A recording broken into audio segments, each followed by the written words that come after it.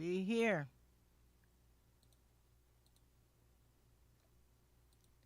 All right, that's what I'm talking about. This time we got it together here tonight. Welcome, everyone. Welcome, welcome, welcome. We still have a few more minutes, so I'm going to give you time to come on in and tune in. Rock Vibe, Gospel Radio. We're your host is Evangelist Green. With the guest is Dr. Benjamin Akins. Come on live. There you go.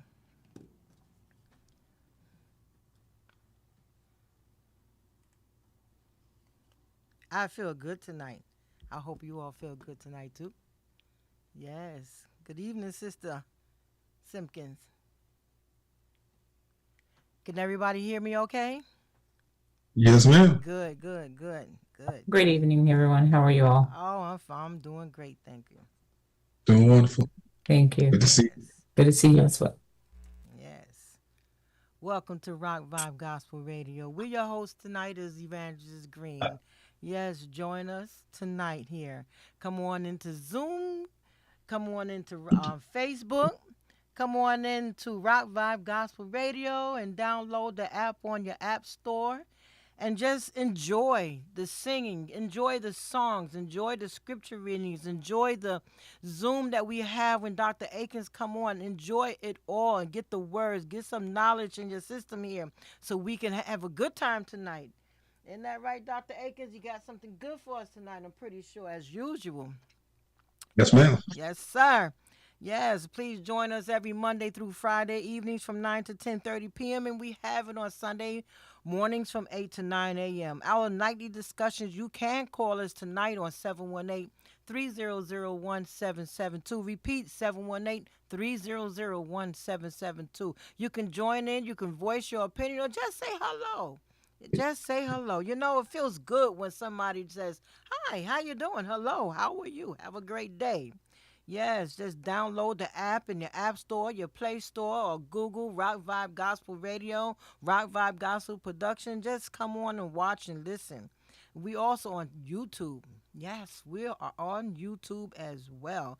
So just come on in and just just continue to like and subscribe and share so we can grow and grow and grow and we can just expand all over the place.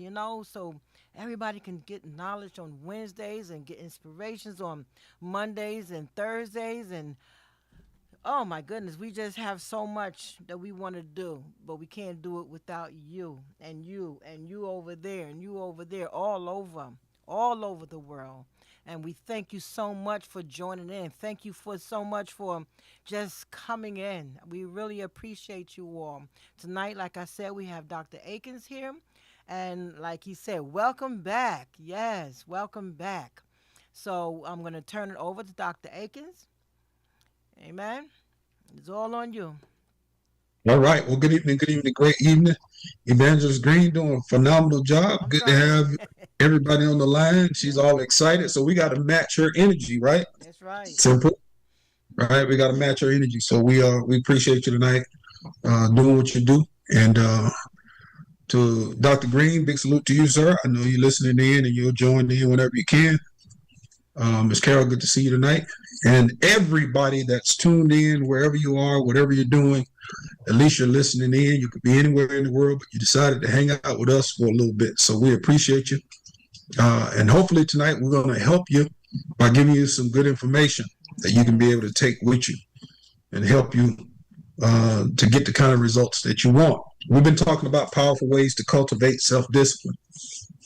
And so we're going to continue on that subject because we got a ways to go and a lot of different topics to cover. And so we're going to start this journey on slide 13 of 149. So we've got a haul, but I'm excited about it because it's a lot of great information. So if you have something to write on or something to write with, that would be awesome. Copious notes is important so that you can have the information to always refer back to. So along this journey of becoming a better you, it's important for you to journal or to take notes or to write down information right? Because you can't store everything in your brain, no matter how much you want to. You can't do that, right? And so we have to be able to write some things down so we can go back and have some data points to reference the information. All right, so last week we got started talking about the definition of self-discipline, and we talked a little bit about what self-discipline entails. And I gave you 5 things that give you the basic foundation of what self-discipline entails. Number 1 being self-governance, right? The ability to regulate yourself without needing external control, right? The ability to regulate yourself without needing external control, right? So we want to get to the point where we have the level of self-discipline that will allow us to have self-governance, okay? Number 2, we talked about behavioral filtering. That is the conscious suppression of distractions and harmful tendencies, right? And so we have to think about that, right? Some of the things that we have to deal with while we're on that journey is learning about our addictions, learning about our triggers, learning about our strengths and our weaknesses, right? All those things are important because all those things impact our behavior, our thoughts, all those things, right? So working with someone that can help you to be able to kind of identify what those problem areas are, what those pain points are, and get the assistance that you need to sometimes go through it, overcome it, go around it, whatever you need to do in order to be able to get your breakthrough. All right, so that's what we're looking at. Number 3, we talked about impulse control, right? If you didn't have that, write that down. Impulse control. Number 1 is self-governance. 2 is behavioral filtering. Number 3 is impulse control. And impulse control is mastering your urges, your emotions, and your reactions, right? And so that's important. It's being able to manage your emotions well and then master them over time. So it begins with self-management and it matriculates into self-mastery. And so that's what we want. That's the journey that we're all on. No one is exempt. It doesn't matter who you are, what position you hold. Everyone is on that journey, right? And number 4, we talked about cognitive regulation. That deals with intentional mental focus. One of the toughest things to do for all children as well as adults is to maintain intentional mental focus for extended periods of time. And so there are many ways you can do to enhance that. And I have a lot of tools and techniques that will be able to help you in those areas, okay? To bring your mind in, to focus, okay? We can talk about that too if you need it. And number 5 is the ability to follow order, okay? The ability to follow order. Now, there's a difference between following orders and then follow order. Order is about self-discipline. Following orders is about discipline, okay? Discipline, immediate response to orders, or to be able to do what you are downwardly directed to do, okay? So that's orders. Order is about knowing the who, what, when, where, why, and how, and being able to do it without needing external control. So the ability to be a disciplined person, right? The ability to be a disciplined person. And last week I gave you one of my quotes that says, the ultimate challenge for each of us is to become the best possible version of ourselves. And as I said earlier, we're all on that journey. And so now that we have an idea of the foundation of self-discipline and what it requires, we're going to begin to build on top of that framework, right? And so I'm going to cover a lot of ground tonight. If you have any questions, type it in the chat on Zoom. If you're in the room, ask your questions. If you're in the room, it doesn't matter how you want to do it. And if you're on Facebook, go ahead and type it in there so that we can get your questions answered. We can provide whatever service that you need. Yes. All right. Anything come to mind for anyone last week on that self-discipline? I know we just gave a quick recap. Anything come to your mind that you want to discuss before we get started? No, not right now. Not right Okay. now. Yeah. All right, good. Well, let's start moving. Here's the first thing that we're going to talk about is paying the price, right?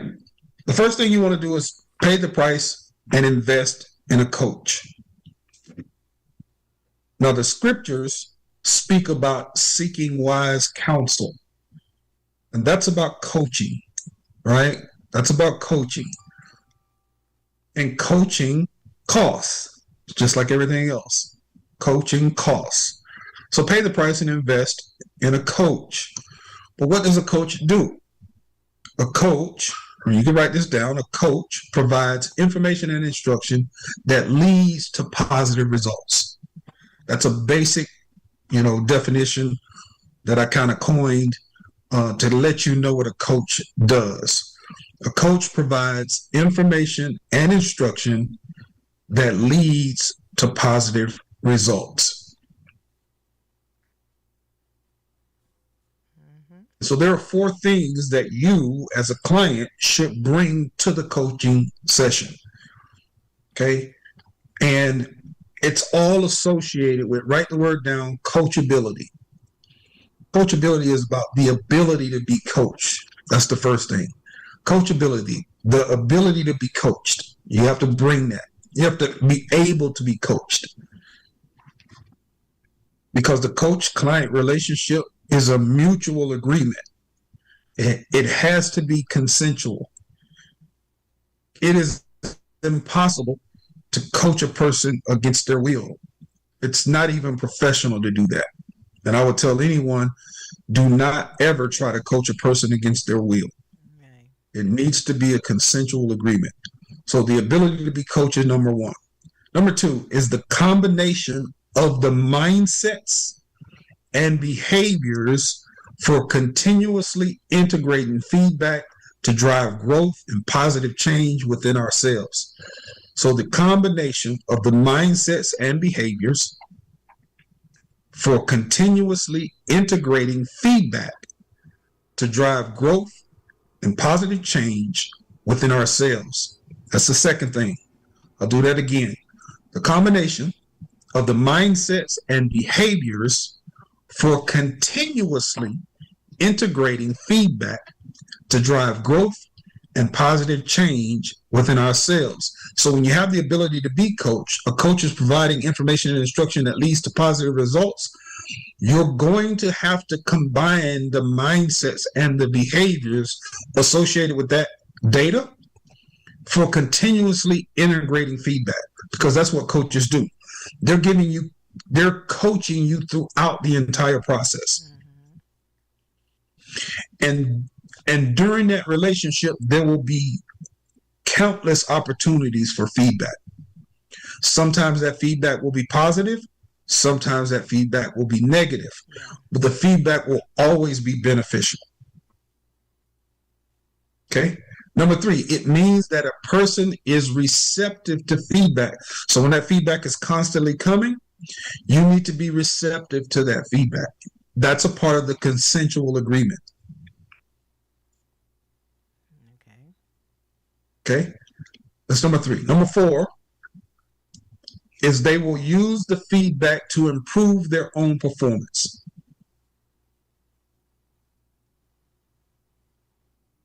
So this is what coachability is about. The ability to be coached, the combination of the mindsets and behaviors for continuously integrating the feedback to drive growth and positive change within ourselves. Thirdly, it means that a person is receptive to the feedback. And fourthly, that they will use that feedback to improve their own performance. Does that make sense? Everybody got that right? Yeah. So these are things that we need to bring to the session each and every time, right? That interaction. We want to bring that every time we have a conversation with a coach or with wise counsel, because when we seek wise counsel, we're always going to get our information from the duty experts, from the professionals. And there are professionals in the assembly. They're supposed to be, because the assembly is the greatest institution of higher learning. And when you go there, you are getting the best information that you can get. At least you should be. And if you're not, right, that's an issue. And that's why we're constantly improving ourselves.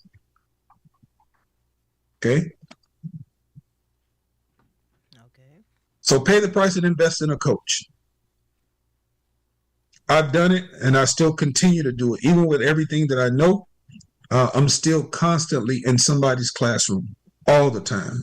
I mean, I'm taking 2 certifications right now and I'm enrolling in an institution as we speak. Why? Because the largest room in the world is room for improvement. And so you always want to stay in that room. Right. Okay. It's important. You want to always stay in that room because every time you interact with someone, every interaction is a transaction. And if you're making deposits, that's great. If you're making withdrawals, that's not so great. And so you want to be able to make deposits in people's lives. And I know I take that very seriously. And so because of that, I always want new, better, updated, upgraded information. I want the latest and the greatest. Okay? So let's talk. We're still talking about investing in a coach, right? Paying the price and investing in a coach. The scripture says, buy the truth and sell it not. So we want to make those investments of time, energy, effort, attention, money, right? To get the right answers, to get the right information, to get truth. And then don't part with it. Right. Once you get it, don't gamble with it. You have it, you keep it. Don't barter it, don't trade it, right? Maintain it. Because guarding the deposit is important because it's valuable. Okay, so we're going to talk about 24 ways to be more coachable, right? Write that down, 24 ways to be more coachable. And we're going to dive into it. All right. Number 1, respect the delivery, even if you do not like it. Now we're talking as if you're the client, right? So you're seeking coaching. Truthfully, you would do your homework and you would go to someone that you know is one of the things that I look for whenever I seek coaching or seek wise counsel. I don't seek wise counsel from people who only have good information. Good information is a prerequisite, but it's not my only prerequisite. Does that make sense? Right? It's not. It's a very high priority, but it's not the only priority. Equivalent to making sure the individual has good information, I want to make sure that they have experience knowledge, which means that they are producing the results based on the information they teach. Does everybody understand? Because I'm not comfortable with getting my information just from someone who can tell me what to do. Like they can tell me what to do because they've read it, they've been on the internet, or they've been in somebody's classroom, or whatever the case may be, and they have great information. That's great. But what happens when it comes to a practical matter of how to get that done? It's good to know what I should know. It's good to know what I should do. It's even good to know why I should do it. But I want some how-tos. Because I know coaching is about providing information and instruction that leads to positive results. And you need to be able to tell me how to get those results in a very practical way when what's on paper is not working. Does everybody understand? Because we know what's on paper doesn't always work.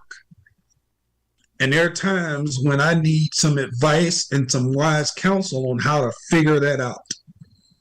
And I want someone with some experience as well. Exactly. Right? And so that's important, right? So respect the delivery, even if you do not like it. So whenever I seek wise counsel, someone who has information and experience, if I trust them enough to seek their wise counsel, then I submit to the information that they provide. And how they deliver it to me is more about me than it is about them. And we'll talk about that here in a second. But respect the delivery, even if you do not like it. Because generally what happens when you do not like it, the delivery hit a pain point. And we need to know what that's about. Because there's a feeling that is triggered, right? It's a feeling that is triggered by an external event or experience. So when that feeling is triggered, generally the realization of that feeling will manifest itself either consciously or unconsciously. That will show the emotion will become a physical equivalent to the feeling. So you'll see all that going on, but generally that's what that's about. And so that's where managing your emotions and mastering over time, that's where that comes into play. We'll talk about that here. Growth sometimes comes wrapped in uncomfortable packages, right? Growth sometimes comes wrapped in uncomfortable packages. This is all under number one, respect the delivery, even if you do not like it. The first sub-bullet is growth sometimes comes wrapped in uncomfortable packages. Because growth is about getting outside of your comfort zone. And when you have that relationship, that coaching, that wise counsel, that relationship, it will be uncomfortable sometimes. Here's sub-bullet number 2. Focus on the message, not the tone. Focus on the message, not the tone.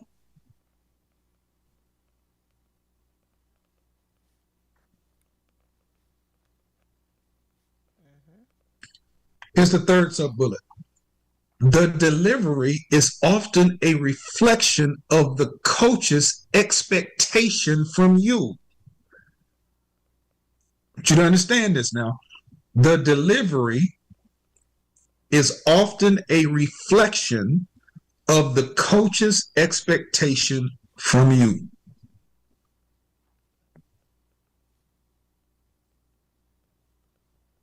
Now, this is usually where I have a discussion because some people want to kind of talk about that a little bit. So don't feel shy or ashamed if y'all want to do that a little bit. It does help the class when we do that. So feel free to talk about anything that we have on here just to get clarity or to incite conversation.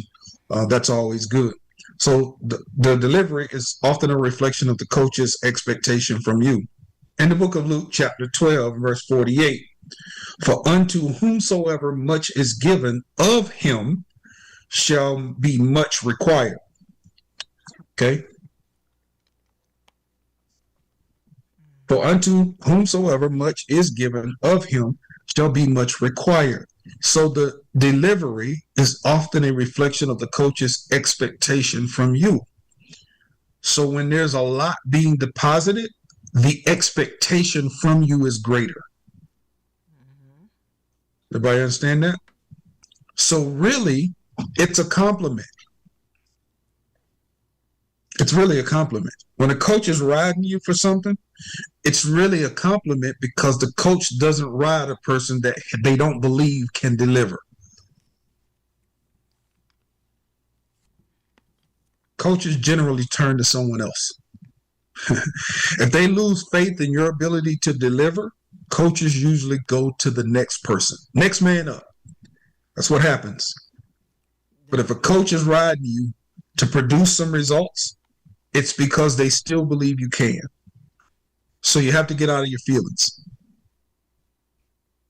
Yeah. Does everybody understand? Understand about that. Okay. Here's a sub-bullet to Luke 12 and 48. Greater blessings, talents, or opportunities come with greater expectations. Greater blessings, talents, or opportunities come with greater expectations. For unto whomsoever much is given of him shall be much required. So when you receive great blessings, when you receive great talents, when you receive great opportunities, the expectation is greatness is the floor, not the ceiling. I want y'all to get that. If you get a great blessing, if you get a great talent, if you get great opportunities, you don't get to be good. All right. Y'all got to help me here. Come on. If you get great blessings, if you get great talents, if you get great opportunities, greatness is the floor. It's not the ceiling. Greatness is the least that you should produce. That's the expectation. Because you received great blessings, you received great talents, you received great opportunities. So greatness becomes the floor. Greatness is the minimum. You don't get to be good. You have to be great. Greatness is the floor. So we got to take that level a little bit higher, right? So greatness is the least that you should produce when you receive great. Perfection, excellence, all that stuff is up there. And that's where you got to be. When you got great, you got to be up there somewhere, right? And so that's why the goal is for us to be ye therefore perfect, even as our Father in heaven is perfect. We know perfection is unattainable, but that's the goal.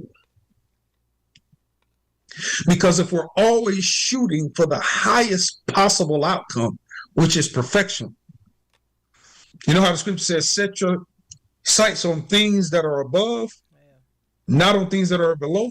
So if I put my focus on the highest possible aim is to get to perfection, even if I miss perfection, I'll hit excellence. So the Most High wants our aim to be at perfection. That's where we're going. The highest possible aim. Does everybody get that? Got you.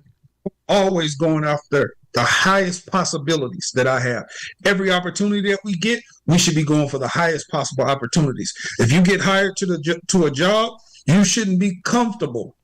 No, got to move up. Just at working level. Right? You should always be, I'm always shooting for the highest possible aim. That's right. Does everybody get that? That's right. That's why we always say be all you can be and be the best. Absolutely. But we have to turn that into real action. It can't just be something we talk about. It's got to be something we work out. We've got to put that into daily action. Okay? Because all this, like, remember when I said before, it doesn't mean anything if it doesn't produce anything. Right. Whatever you say, it doesn't mean anything unless it produces something.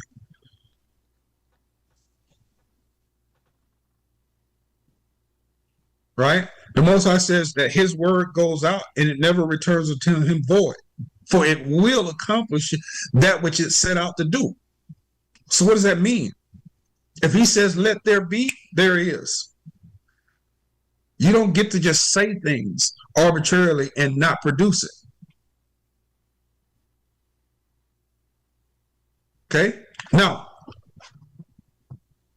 it communicates a timeless moral and spiritual principle about responsibility, stewardship, and accountability. So greater blessings, talents, or opportunities come with greater expectations. It communicates a timeless moral and spiritual principle about responsibility, stewardship, Forward your message. When and you're finished recording, you may hang up Can or you press mute? 1 for more. I mute him. Go ahead. okay, great. All right. So respect the delivery, even if you do not like it.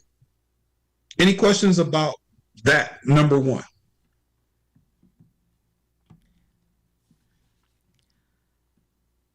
I keep looking at the part where it says growth sometimes come wrapped in uncomfortable packages. Mm-hmm. That's interesting. You have to, like you always say, get out of your comfort zone. Mm-hmm. I guess it's the same thing as being uncomfortable in your unwrapped uncomfortable package in order to excel.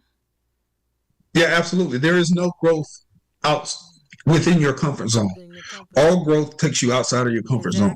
Exactly. Because Yeah, as long as you it- stay stagnant, you're not getting anywhere. So you have Yeah, to. it's always going to take you outside of your comfort zone. Mhm. But there's some people who love their comfort zone so much that they're unwilling to be stretched. They're unwilling to be pulled. Yeah. They're unwilling to be pushed. Right. Yeah. And so but that's a personal thing. Yeah. And so that's why I say it takes consent, because we're not working with someone against their will, right? Right. And so what we're doing is we're working with someone who has made a conscious decision that they want what's on the other side of their comfort zone. Right. And they have to be willing to go into the fear zone. Remember, we talked about those zones, right? The comfort zone to the fear zone to the learning zone to the growth. Like, we have to be willing to go through that process. And it's not going to be easy, but it's not supposed to be. No. It's not supposed to be easy. Mm-mm. It's supposed to cost you something. For sure.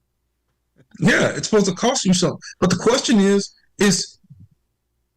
what do you really want? And this is what the conversation that I have every time I deal with a client. What do you really want? And if you want something valuable, you must be willing to pay the price for it. Like, you can't say you want something valuable and then not be willing to pay the price. That's for sure. You can't get valuable things for cheap. That's not the way it works. The value of the price of a thing is based on the value of the thing. Mm-hmm. And if you want something valuable, you must be willing to pay the price. Count the cost. You gotta be willing to do that. Exactly. Yeah. 'Cause Yeah. like, for instance, I'm looking at the radio station here. It costs so much to keep it running. Sure. Sometimes things break down, sometimes things start running, but we continue to go on. We have to get out of our comfort zone to get on the station to run it. We Yes. have to do things. And another thing is as well, I keep bringing up about the daycare. I gain children, I lose children. I have a whole heap of children, I only have one. I have to buy more, and I don't have the finances at the moment. But I have to get out of my comfort zone. I have to get out of my comfort zone for the daycare. I have to get out of my comfort zone for the station here. Yes. Yeah. So, yeah, growth sometimes come wrapped in uncomfortable packages, and it's true. You're going to get bad feedbacks. What do? You don't give up. You continue to keep on going. Yes. Because if you're going to get bad feedback and it's going to make you feel bad, you're not going anywhere. Don't worry about it. Turn a deaf ear. Keep on going. Yeah. Yeah, like you got to remember, all forms of feedback has benefit, Yeah. because all things work together for good Good. to them who love the Most High and keep His commandments. Like, that's important. Right. That's important, because no one can ever say the wrong thing if you have the right attitude. Exactly. And because I know that I have the right attitude, I can take negative feedback and make it positive. Mm-hmm. Exactly. Because negative feedback is beneficial for me. For you. If someone tells me something that I'm doing wrong, it's to help me get it right. Right. Exactly. It's not a knock. It's an asset. It helps me become better if I take the negative feedback and make the necessary adjustment. Mm-hmm. If somebody says, "No, I don't really like the cookies you bake because it's just a little too much sugar, it's a little too much salt, or it's a little too much whatever," instead of you getting an attitude like you know how to cook and blah, blah, blah, well, at the end of the day, you're cooking for customers. Right. Right? And if a customer gives you some feedback, you may want to consider the feedback and make an adjustment. Exactly. Now, we know that the customer is not always right, but the feedback should still be considered. Yeah. Everybody's Because if I continue to get the same feedback from more than one customer, then I have a trend. Right. So everybody see that? Right. So all these things are important. Here's something that I think most people, it's part of the reason why I love watching documentaries. Part of the reason why I love documentaries is because I like learning about other people's journey, whether it's their journey to the top or the journey they took to rock bottom. Like, I really like learning about people's authentic truth, and it helps me understand how difficult it is to be whatever you are in life. Like, if you end up at rock bottom and you're in a prison cell for life, or you're on death row, that wasn't easy to do. When you actually watch the documentary and you learn about the journey, you'll see how hard it was to get to that outcome. Right. A lot of people think that's easy. No, it's not easy. It's very hard to get to that outcome, because if you trace it back all the way back, and you end up in a person's childhood, you'll see how difficult that life was for them to get to where they ended up. Exactly. It wasn't easy. It was very difficult. If they end up on top of the world, when you trace it back, you're still going to see how difficult it was to get to that end result. And so when you learn about it, if you go and you do your research on companies like Google and Amazon and Walt Disney and all these different companies, and you start to learn about what it took for them to be successful, how many times they failed before they got it right, it will help you in your own process to look at what you go through a little bit different. Exactly. Look at professional athletes who ended up in the NBA or Major League Baseball or the NFL or whatever, and go back and look at their documentary, look at their life, listen to their story, and you'll find out what all it took for them to get to where they are. Exactly. And so there is no success story that can be chronicled without struggle. And so it gives you a new and healthier perspective when you understand the plight of others. Does everybody understand that, right? Mm-hmm.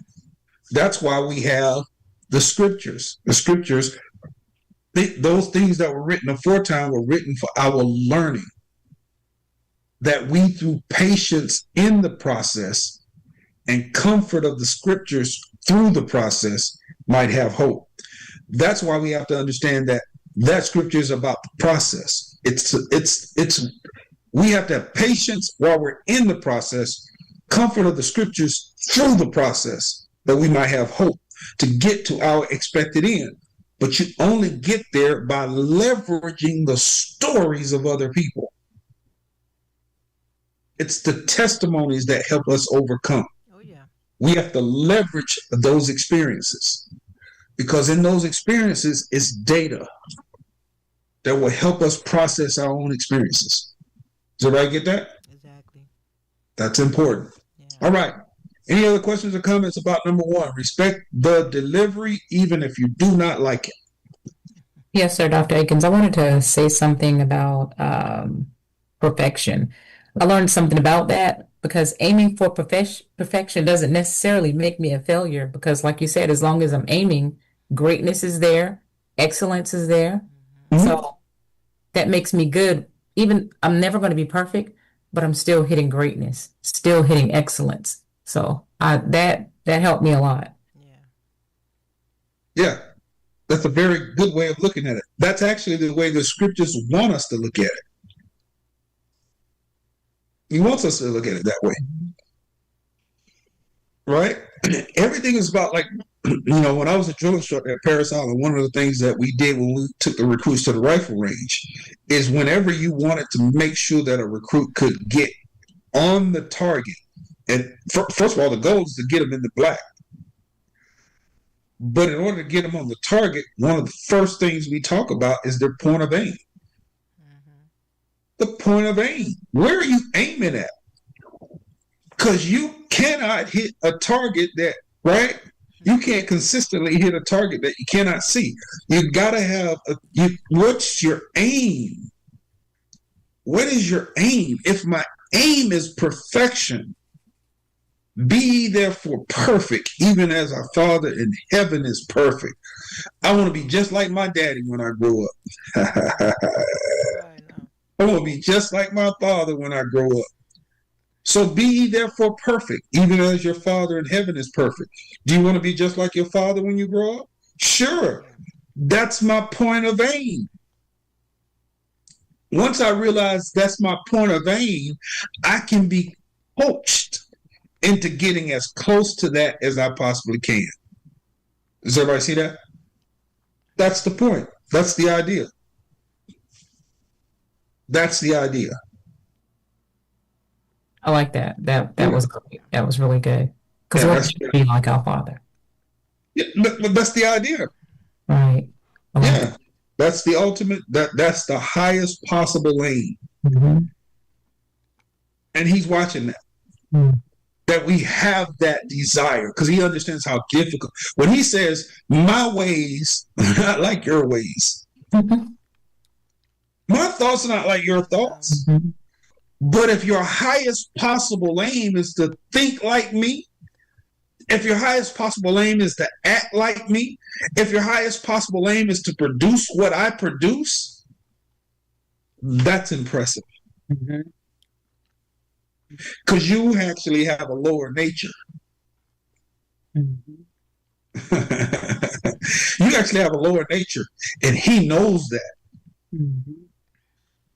But he also understands what it takes to navigate in this world because he did it.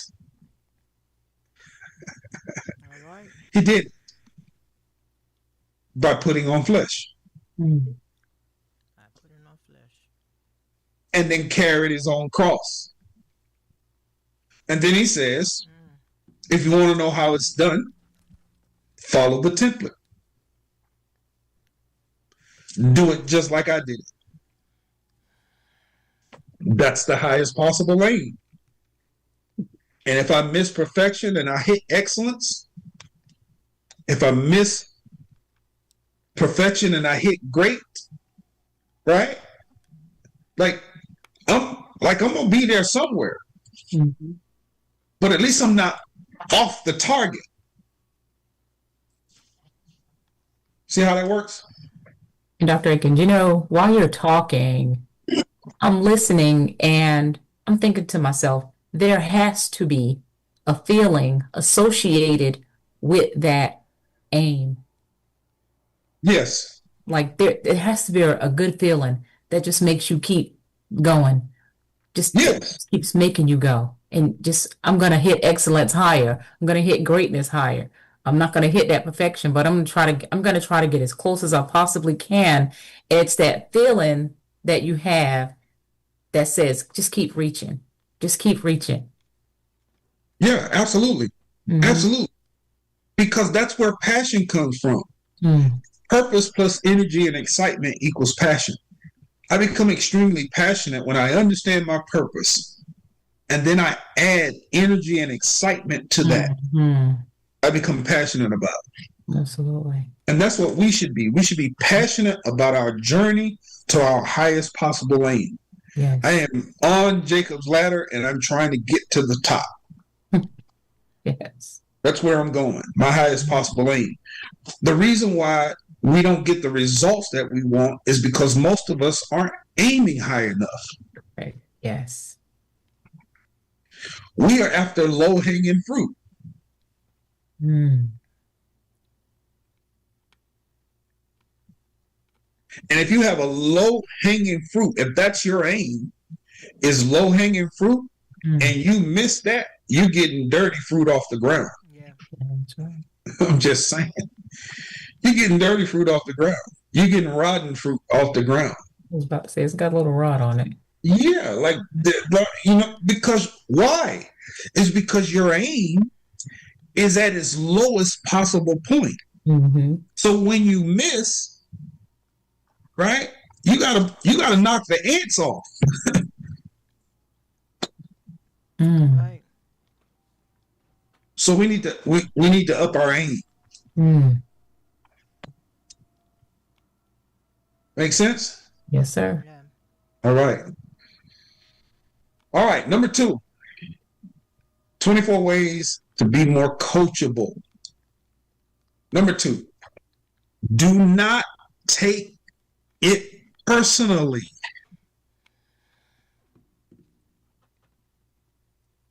Okay, we talked about respecting the delivery, even if you do not like it, but do not take the coaching personally. Okay, let's talk about that really quick. It is not about you, it is about the results that you're getting or the results that you're not getting.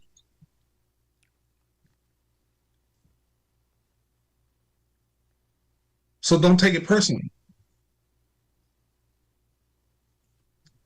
If the coach is hired to coach you, take the coaching. Don't take it personally. Right. It's about the results that you're getting or the results that you're not getting. Watch this. Detach emotionally and stay focused on improvement.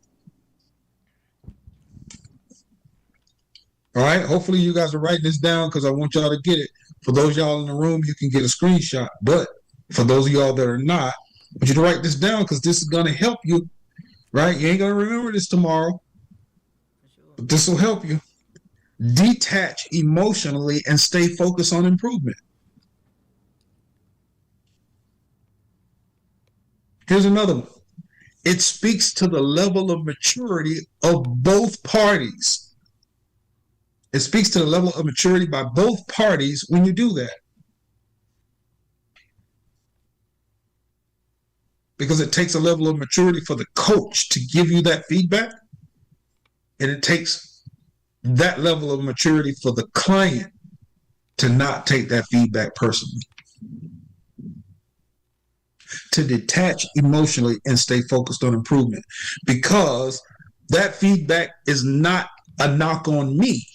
It's a knock on my results. And the coaching is coming at me because the delivery is a reflection of the coach's expectation from me. The coach still believes that I'm fully capable of getting better results. So if the coach is still coaching me and hasn't given up on me, I can't take the coaching personally and start giving up on myself.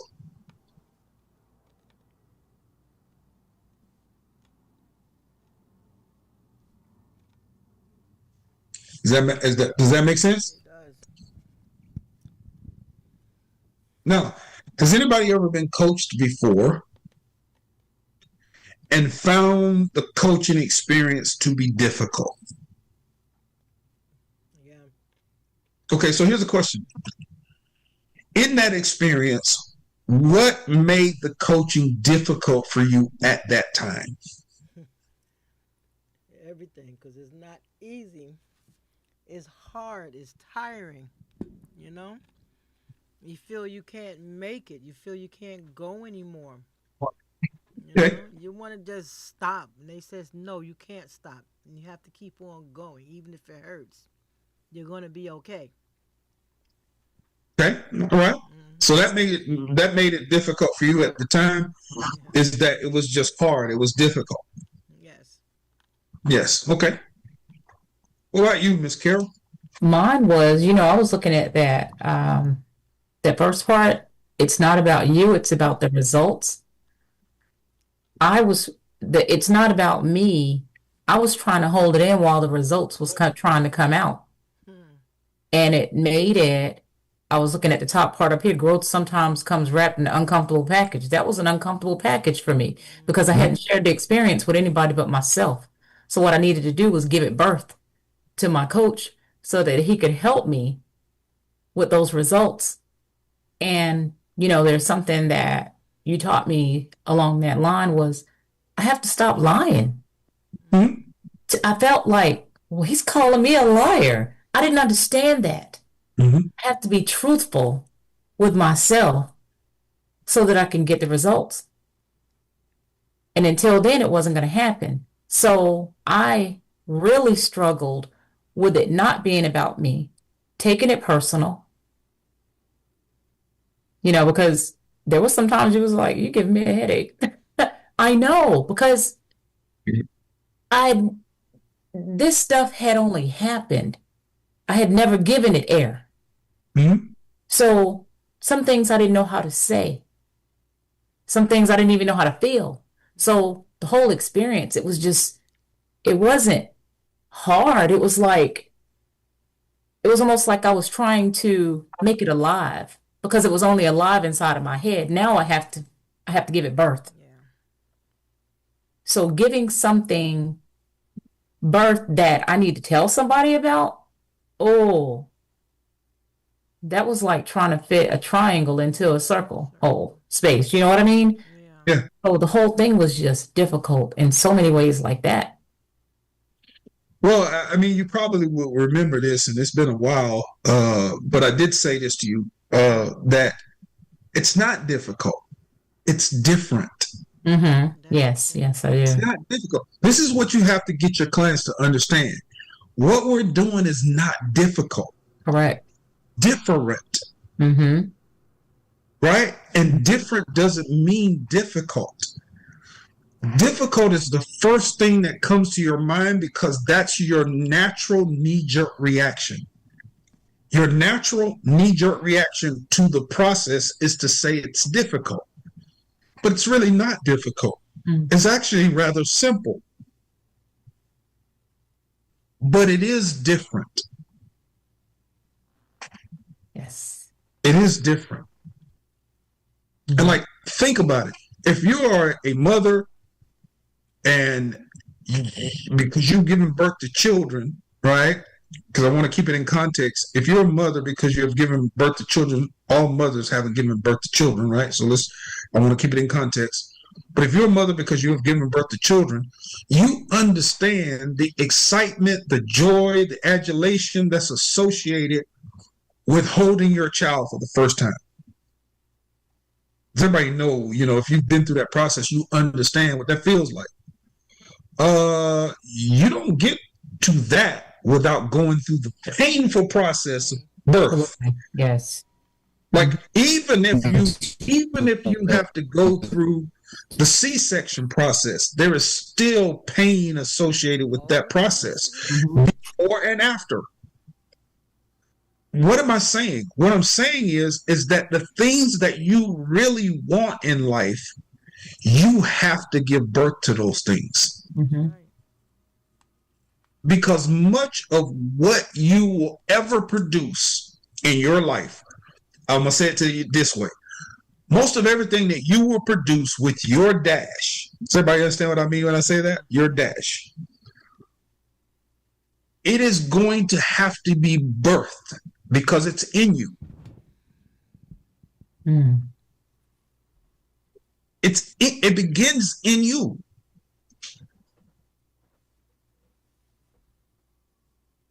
You have to begin that process with a thought.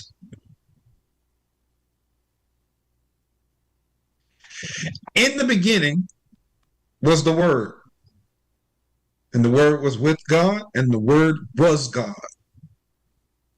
That word is logos. It's a thought. Everything begins in the mind. We are created in the image of the Most High, so we function the way that He functions. So everything that we see began with a thought. These things we hold up and talk on and send pictures on and all this stuff, before we could hold it in our hand, it was trapped in somebody's mind. So do I see that? It was trapped in somebody's mind. Now, in order for us to hold it in our hand, it has to transfer from the mind into reality. But there's a process associated with it. There is some getting it right and there's some getting it wrong. There is some constant improvement and some evolution associated with that process. Because this thing we're holding in our hand right now is still evolving, even though we're holding it, using it, getting great results from it. But it's still being improved. It's still growing, evolving, changing every day, taking on various forms, getting more capability. Does everyone understand what I'm saying? Yes. And every time that growth expands, it starts in somebody's mind. Somebody comes up with an app, or somebody comes up with a way for this right here to perform better. But it begins with somebody's mind. And so at the end of the day, in order for you to get the very best results that you're aiming for, it's going to require some coaching. Even when you went through the process of childbirth, you had doctors and nurses, and hopefully you had another co-parent there coaching you along. You can get this done, right? This is a process. It's the coaching. If you took some classes along that process, when you was going through 6 months, 7 months, 8 months, you go in these classes, if you were doing that, that's all coaching. So that you can get some good results. That's what it's about. Somebody see that? Yeah. You have to be coached on how to breathe. You're like, man, I ain't never been coached on how to breathe. I'm breathing since I got here. Ain't nobody ever coached me on how to breathe. But when you're going through that process, you're going to have to be coached on how to breathe. And that's not easy. No, it's not easy. It's not. But watch this. But you are built for it. You're built for it. That's right. For it. You're built for it. And watch this. The Most High does not ask anyone to do what they're not built to do. He ain't asked me not one time to deliver no baby. But he did ask me to deliver the seed. That's right. Yeah, absolutely. Because he built us to perform that which we are required to perform. It is not going to be easy, but we are built for it. Does everybody get it? That's right. All right. So number 2 is do not take the coaching personally. It's not about you. It is about the results that you're either getting or not getting.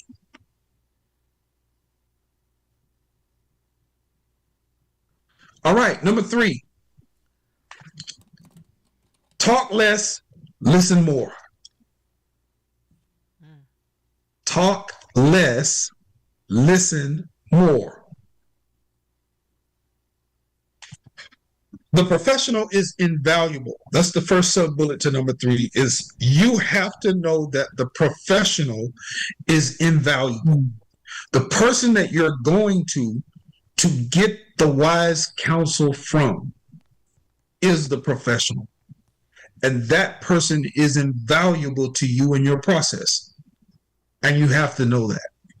And when you do, you talk less and listen more. Coaches draw from a wealth of wisdom and experience.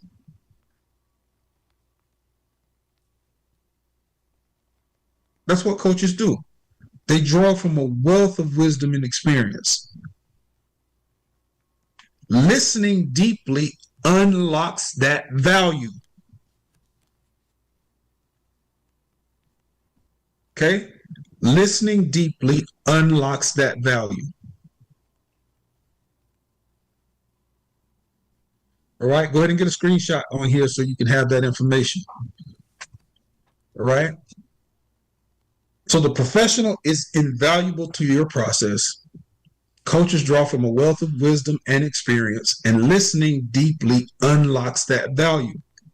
And that's why you have to talk less and listen more.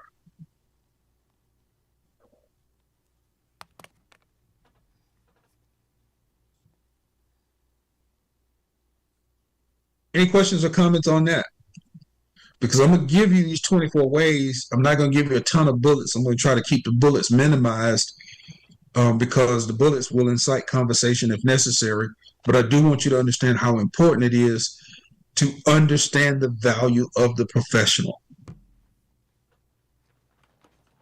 One thing I'm noticing here, Dr. Benjamin, is that when I was trying to listen along the way, starting from 9 o'clock, because a bunch of things happening. But anyway, what struck me was growth sometimes comes wrapped in uncomfortable packages. And I'm listening to you illustrate this here and right down to the last point here.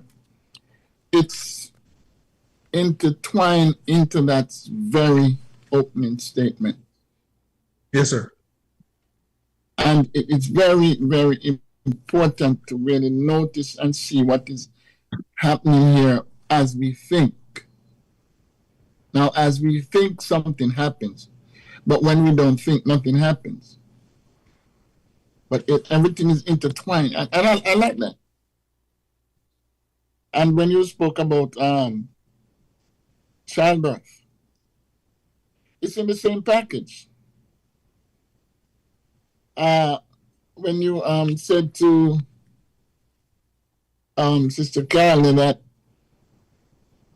things are not difficult, they're just different. Mm-hmm. That's a profound statement there. Yes, sir. Because if we're not getting taught by the right people or person, they will agree with us. Yes, it's difficult, but you have to try. It's just different. It's just different. Yes. I like that.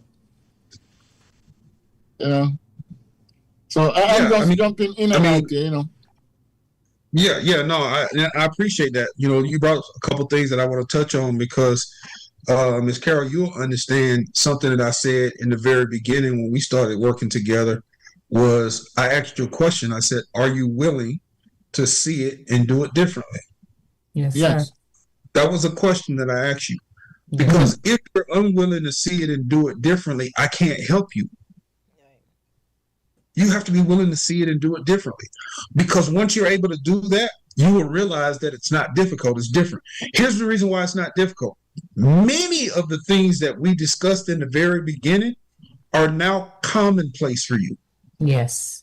It's what you do all the time. It's what you do every day.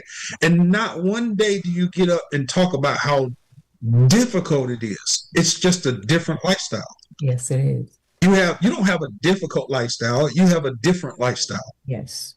Yes. Mm-hmm. But it was different in the beginning, and anything different starts out difficult because it makes you feel that way. Yeah. But once you get beyond your feelings and get used to what the requirement is, and you start getting into execution, things begin to change.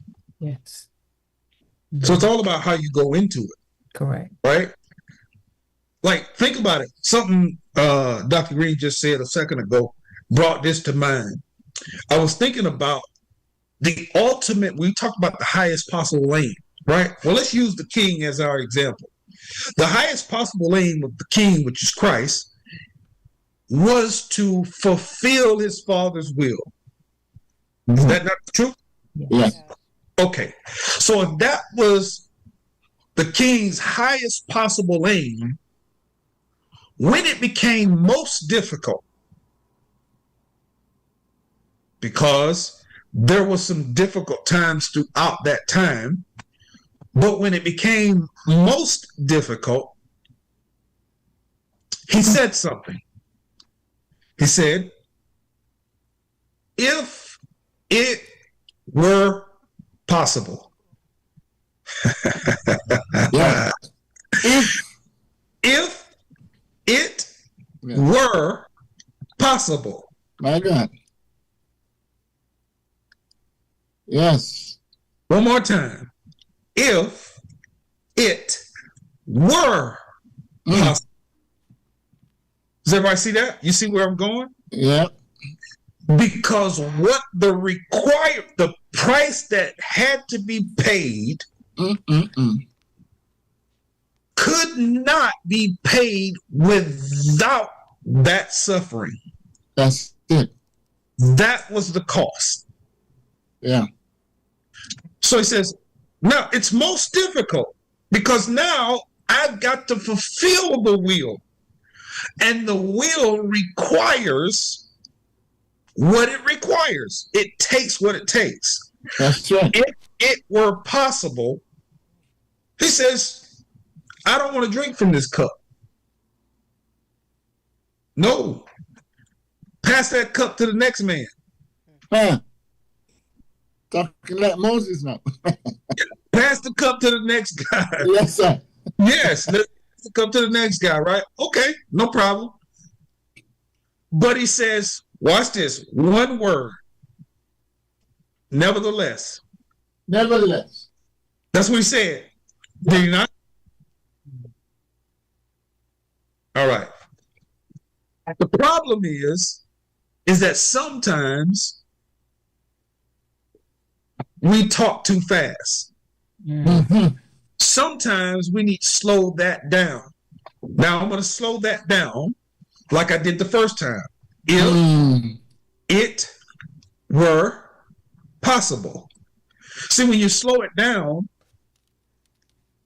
you get the impact of what is being said. If it were possible. If it were possible. Right? Yes, sir. Now, he said, nevertheless. Are y'all following? Yeah. So let's slow that down. Never the less. Let's say that again. Never the less.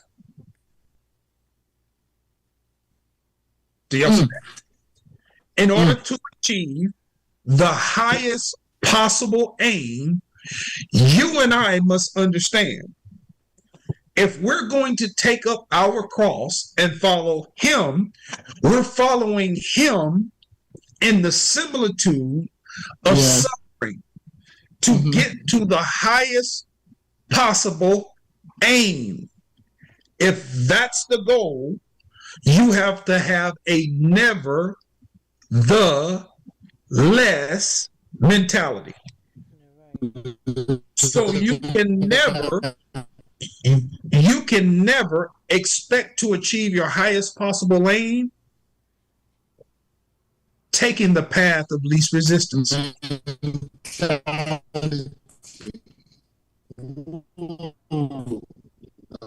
Everybody get that? You can never achieve your highest possible aim by taking the path of least resistance. You have to have a nevertheless mentality.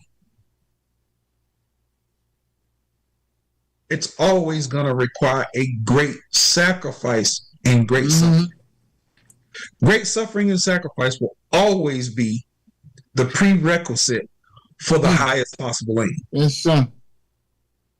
Write that down. Great suffering and sacrifice is the prerequisite for your highest possible aim.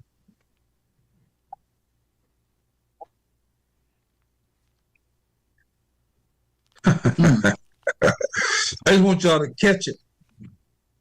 Could you repeat that, Dr. Akins, please?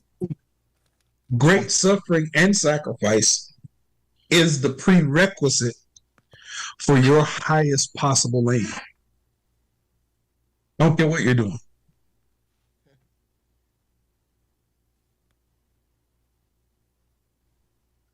Sir, whether it's good or bad,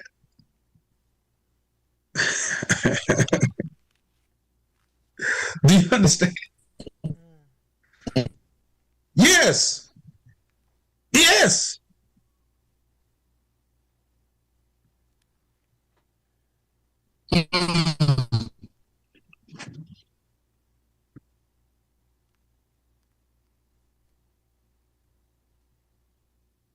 All right.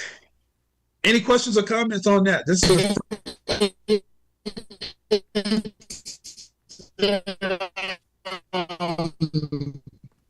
you break it up on me, sir. Prerequisite for your best, For your highest possible aim.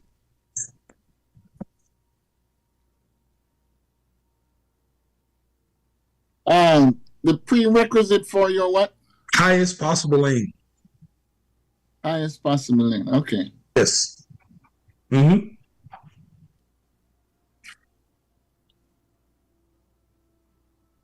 Okay.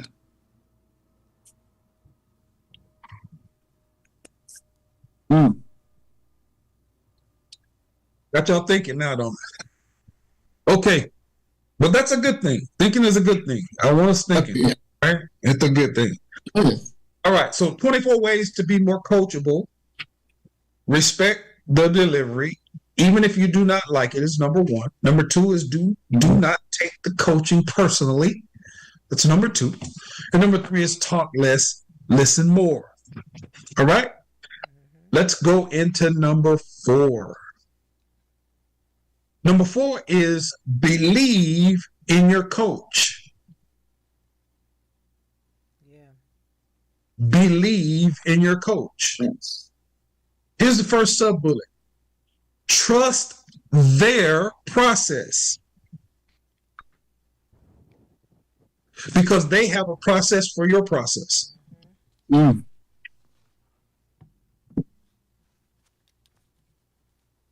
They have a process for your process. When I say believe in your coach, I'll come to you, Ms. Carol, here in a second, right? But watch this. If they believe in you, you owe it to yourself to match that belief. Believe in your coach. If your coach believes in you, you owe it to yourself to match that belief. Because if they believe in you, you must also believe in you. Yes. Does everybody get that? I want you to misinterpret what I'm saying. Mhm. If your coach believes in you, you owe it to yourself to match that belief. Yes, man. Believe in yourself. By believing in yourself at the level that the coach believes in you. That's it. That's where the success comes in. Absolutely. Does everybody get that? Yeah. Mm. Now, if you can remember back in the beginning of our process, there was something that I said to you also, is I said that I'm going to ask you to do a lot of things that you may see as uncomfortable.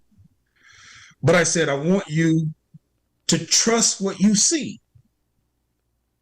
As we go through this process, I want you to trust what you see, but you must also trust what I see. Yeah. Because I am going to see some things that you don't. And when I make those things known to you, you cannot take those things personally. Right. All right. But I did give you permission to be mad with me. And I was. Quite a few times. I gave you permission to be mad with me. And I said, you have the power. Yeah. You could stop this session at any time. Yeah. If You're you ever giving too much homework. Hey, if you ever got to any point where the collar was too tight, Mhm. it got too hot, and you wanted to stop the session, you have the power to stop the session at any time, and we'll pick it back up the next time. Teacher giving too much homework. So this is how that works. It's an Yes. agreement, right? The coach-client relationship is real delicate. It's an intimate relationship. It's real delicate. There's no abuse going on. Uh-huh. Really understand how important that is. But at the end of the day, like I have to, like the coach, when you talk about, we was talking in class the other night about iron sharpening iron. Yes. And when the bladesmith is working on the bladesmith is sharpening the blade at the same time he's sharpening his skills. All right. Do you I follow? did it right. Yeah. So there's a double sharpening going on. Mm-hmm. When iron is sharpening iron and I am sharpening the countenance of my friend, I am making sure that he is razor sharp through the heat and friction of that frequent interaction, but I'm also sharpening my own skills. That's right. So when the coach is working on you, they are also working on their experience. They're working on their skill set. The coach has to believe in himself as much as he believes in you. Exactly. Does everybody see that? Yes. Yeah, there's a lot of belief going on here.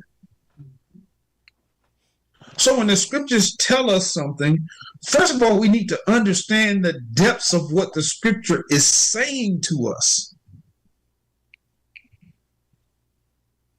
Here's something that's real elementary, and we mess it up. Man shall not live by bread alone.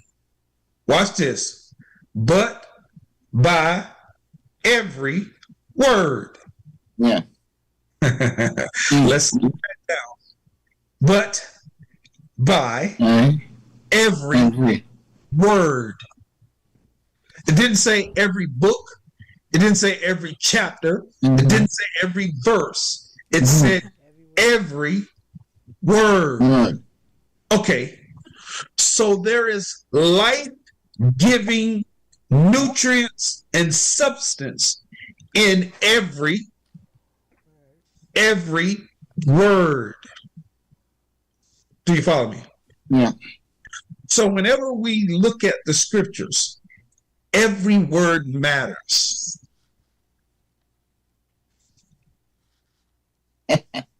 That's right. I don't know if y'all That's right. That's right. Right? Every word matters. Yes. Listen to me. Every word matters. In Revelation, the Father has a stiff warning for anyone who changes any word in the prophecy in the book. Did he not? That's right. He says don't change any one of them. Why? Because there's life-giving substance in every word. And if you chew on that, it is going to be something that's beneficial for you. So every word matters. Does everybody understand that? Like every single word matters.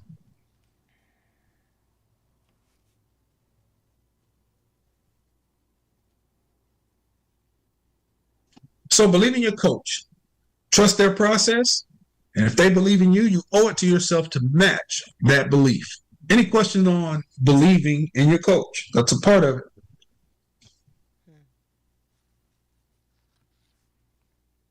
Okay.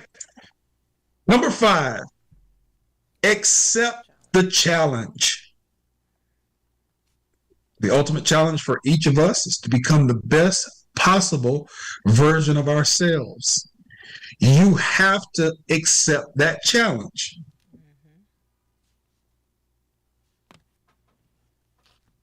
You want to be successful.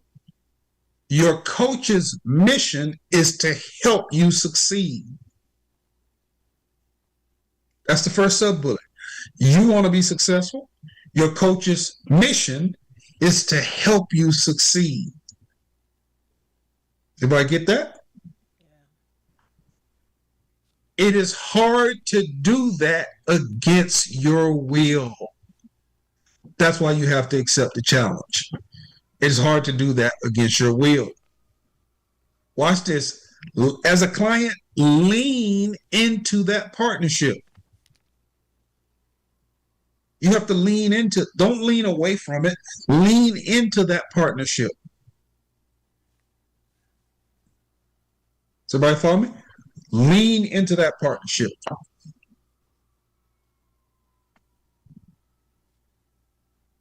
That's number 5. Accept the challenge.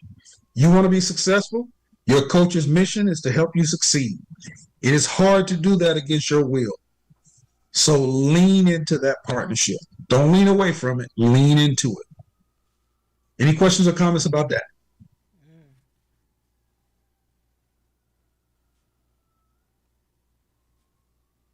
Okay. Number 6. Your response to that kind of mess because I was doing something else. But you're breaking up, Reverend. It's hard to Can you repeat yourself? You're breaking up. Yeah, you're breaking up a little bit, sir. We're both breaking up. Oh, okay. I think it's where you're located at. Yeah, it's him. Yeah. Yes, my location is very bad. Okay. Yeah. Mm. So we were talking about number 5, accepting the challenge, right? You have to accept that challenge because it's hard to coach you against your will. So lean into that partnership. Oh, yes. Away from it, but lean into it. Uh-huh. Because a coach-client relationship is a partnership. Yes. Okay. Number 6 is your response to the coaching speaks volumes.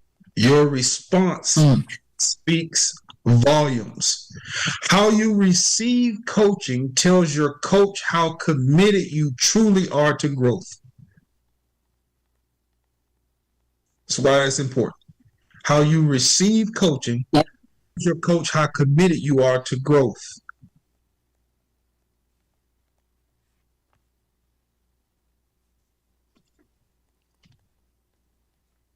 That's real right there. The same line of conversation was held this evening with one of the instructors.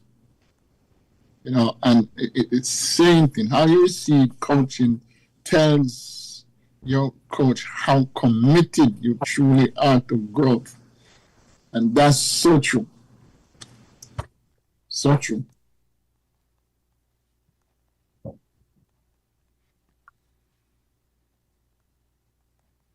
Yes, very true.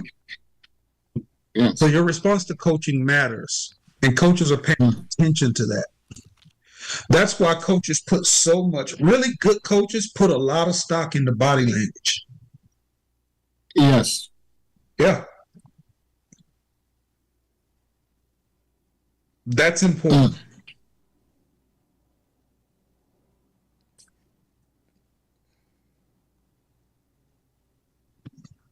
Because your responses to the coaching is a reflection of your mental toughness. When you're mentally tough, you can apply a lot of these principles because the coaching and the process of coaching doesn't have an extreme negative effect on you. That's right. Because you're mentally tough. Yes, you're in it.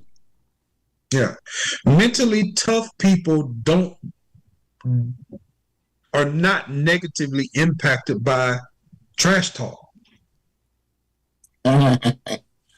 No. They actually can take your trash talk and cook you with it. Mm-hmm.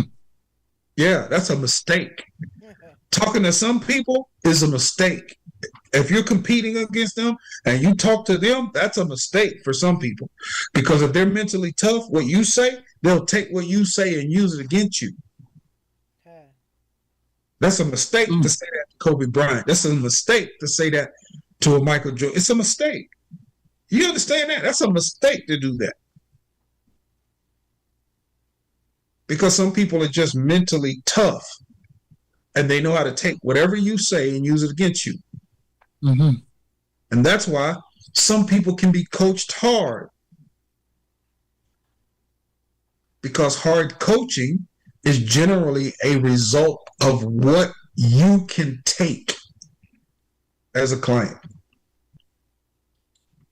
What you can take as a player.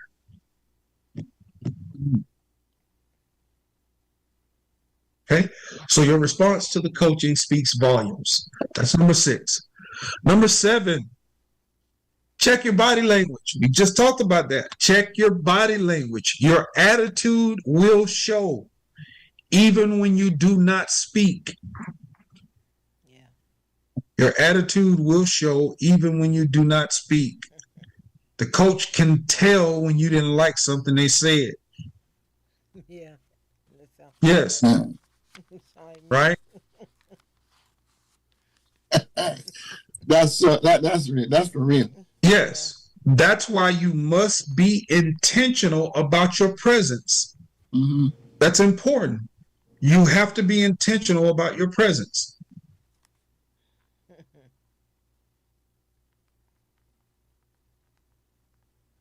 Oh because man. your maturity will show up, but so will your immaturity.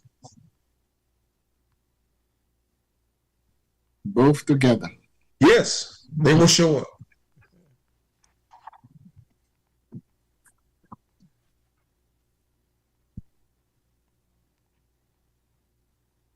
Any questions about body language? Body language is so important when you're trying to be coachable.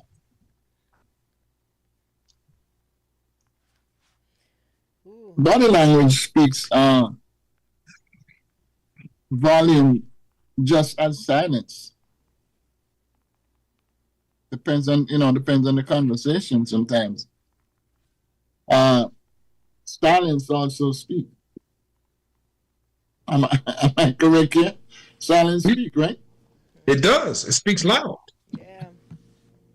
It speaks loudly. Yeah. Yep. I can vouch for If that. it's like it speaks loudly, positively and negatively. That's right.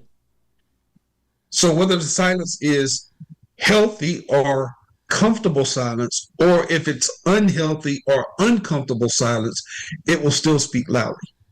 Yes. Yeah. Dr. Akins, Dr. Green just said maturity and immaturity shows up together. Body language, when I started checking my body language, my facial expression started to change also. Sure. There you Because go. body language. Mm-hmm. Yes. Yeah. Which is important. It's like they're competing with each other. Well, especially, like, here's the thing, especially when you're in leadership. Yes. Yeah, especially when you're in leadership. When you're in leadership and people are looking to you for examples, for directive in conversation, and for stability in thinking, they read you. Yes. In no uncertain terms, they read you. And then the second question might not follow the first because of your body language or facial expression. I've been in a situation like that. Yeah, absolutely. Yeah. Yeah. Like when you're a leader, one of the things that you will hear is often about maintaining your control. That's right. You hear that often. Yes. Something else that you don't hear that's also equally as important is to maintain your composure. Of course. But control and composure are not the same. No. So you have to maintain your control, but you also have to maintain your composure. And some people are not really good at that. Mm-hmm. When you see a judge sitting in the front of the courtroom, the judge is hearing everything that's being said. Mm-hmm. But he or she has to maintain control of the courtroom. They also have to maintain their composure. Their composure, right. Because they're the judge. And the judge's body language matters. Can you imagine if a judge didn't have good body language? Do you think it would have an impact on the case? Do you think it would have an impact on the jury? If they didn't have control of their body language, if they couldn't control their composure, it would have an impact on the case. Definitely. So that's why it's important in leadership is to maintain your control, but also maintain your composure. Check your body language. Okay? Yeah. Mm. I need to learn how to check mine sometimes because my facial, I need to put on the mask some places I go. Well, hey, it's good that you know that, though. I know. Some people can't even admit that. Yeah. Yeah. And once you can admit it, like acknowledgement is the first step to change. Mm. Some people won't even admit that. Yeah. So that's good on you to even be able to say that. Well, I've been told enough, and people come up to me and say, "Why you even say that?" I'm like, "I didn't say anything." Yes, you did. Your Yeah. facial expression told it, said it. You You know, screamed it. your body said it. You know, and I'm like, That's the word, Doc. Screaming. It screams. It screams. Yeah. Uh, yeah. Sometimes I just need to stay home and stay in the closet somewhere because I Well, talk. well, here's the thing though. Like, if once you own the fact that leaders, watch this. I'm gonna say it this way: leaders are always in the front of the room. yes. Yeah. Leaders are always in the front of the room. And so, because leaders are always in the front of the room, someone is always looking at you. Exactly. Watch this. So where's the front of the room? If you came in as a leader and you sat in the back of the church, the front of the room is facing the direction where the people are facing. If all the people turned around, who's in the front of the room? You are. You are in the front of the room. Exactly. That's why leaders are always in the front of the room. Yeah. Because leaders command the attention of the people. Somebody's always watching you. Listen, if you sat to the far right at the end of the pew and you're a leader, if everybody turned that way, who's in the front of the room? You are. You're still in the front of the room. Because leaders command the attention of the people they lead. So people are always watching you. Yeah. Doesn't matter where you are. If you're in Walmart and you're a leader, somebody is watching you. Yes. Yes. Yes. That's simple mathematics here because one Sunday we was in church and the pastor was sitting in the back doing something.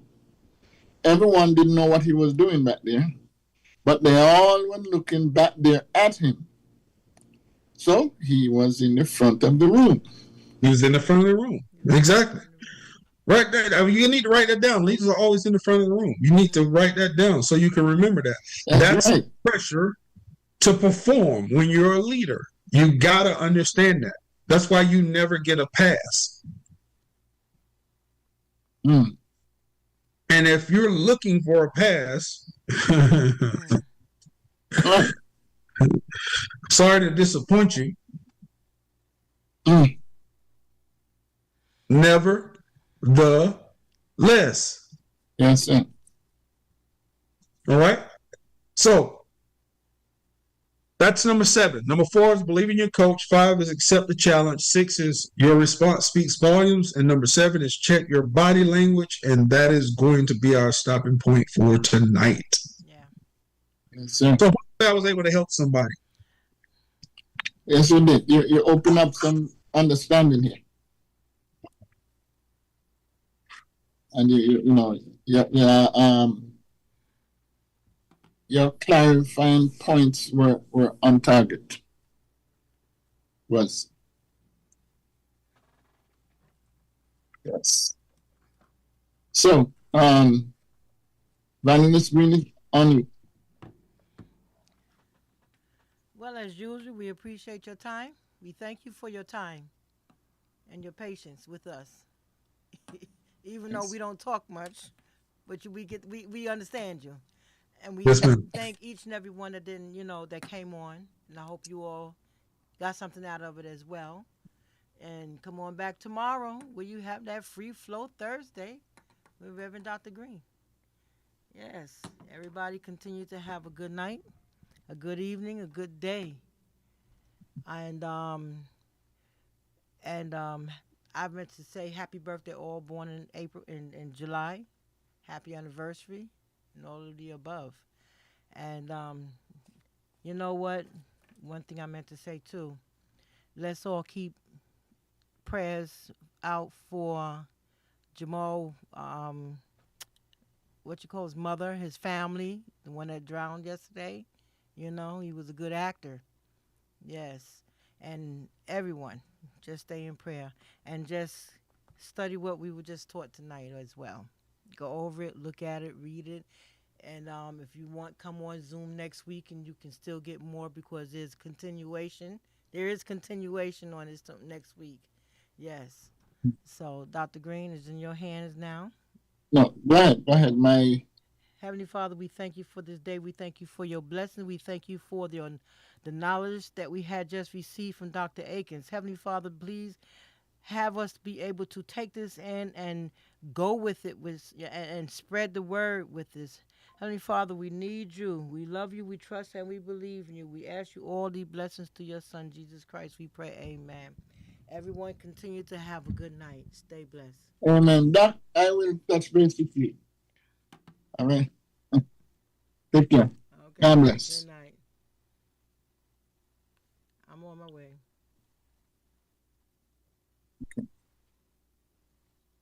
Take your time. Recording stopped.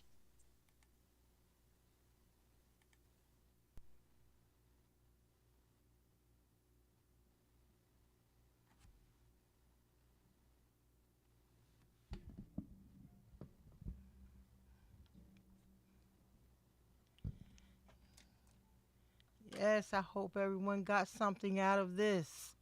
So now continue to listen to the rest of the music for the rest of the night. Until tomorrow, stay nice. Amen. I hope you're satisfied because I am satisfied. How many can say that you're satisfied with the Lord tonight? I am satisfied. I'm so satisfied with my Savior because He means more to me than anything this world could ever offer. Is He all right tonight, church? Is He all right tonight, church? Oh, yeah. Come on, choir. Let's sing it tonight. Come on.